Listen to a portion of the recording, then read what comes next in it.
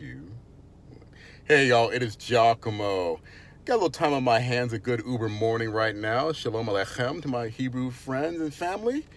So I'm going to hold the video by hand, so if my shoulder gives out and you see the camera drop to the ground for some reason, you know what happened.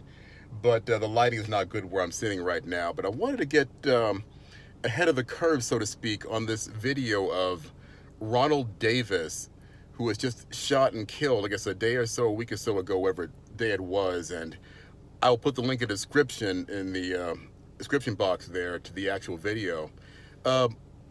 Ronald Davis, if you are not aware by now, was just shot and killed by St. Paul police. I've been to St. Paul a very long time ago, back when I was in the Marine Corps, so it's a fairly nice little city. I don't know much about it now. That was over 30 years ago.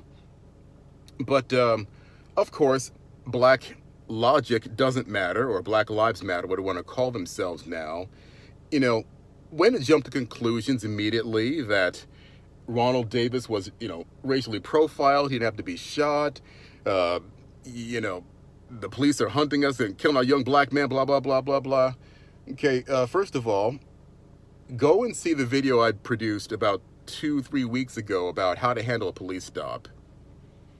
You keep your wits about you, and whatever problem you have with a police officer, you take it up in court, not on the street right there. Rabbi Trail here, I ended up pleading guilty to this situation, and I got a $25 fine. Okay? My life is still with me. Had I overreacted, I could have saved the $25 and I'd be dead right now. But I digress, as my brother Anthony Brian Logan would say. So I saw this video, and if you don't know the context at all, Ronald Davis rear-ended the police officer, and in the final analysis, I saw the vehicle after the incident, he hit this cop car really freaking hard. His front bumper was on the ground, the left front headlight was completely smashed, and the radiator was cracked open. So he hit him hard. Now, again, in the final analysis, you might say that he may have done it on purpose because of the amount of force that was created by him hitting the police car. So as you watch the video, the officer gets out, and it's only a minute long. Treat yourself to a little bit of truth and objectivity by watching the video. The officer gets out of the car to investigate what happened, and I kid you not, 2 seconds later, we talk about the 12-foot rule when it comes to being a concealed handgun carrier, and if someone has a knife, a person can cover 12 feet with a knife if they are properly motivated or demotivated in roughly a second or two. And sure enough, Ronald Davis is rushing at this police officer, knife in hand, in a haymaker-style downward arc, and he's at a full run, screaming at the police officer. Now, this officer turns and backpedals. He's not really good of a running in reverse kind of a person there. He's not all that athletic, I guess. But the officer falls to the ground trying to escape this madman with a knife coming at him. And so, a couple seconds later, he gets up. He's shouting orders. He's armed. He's got his weapon out, pointed at Ronald, saying, "Get away from me. Fuck off. Get back. Drop the knife. Drop the knife."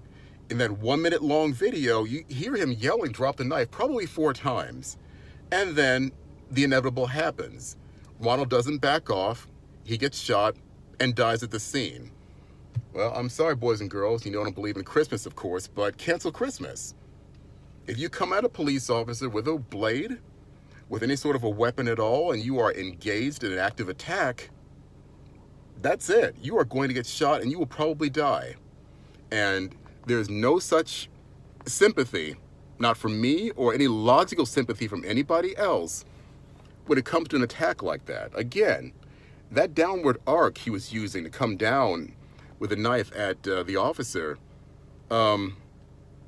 this vest would not have caught it. He would have been cut right here in the carotid artery, and he would have bled to death. While poor little Ronald Davis, who, again, like most of these guys that get themselves shot, had a criminal record, he would have killed that police officer. And for what reason? Now, in my professional opinion, I've seen a lot of these videos and such over the many, 20 or 30 years or so. This had the hallmark of a suicide by cop. I mean, he reared at a police officer in his car really, really hard, enough to cause major front-end damage to his car, and within several seconds after the incident, is rushing at a police officer with a knife. Now, whether it was a serious stroke or not, he was trying to assault the officer.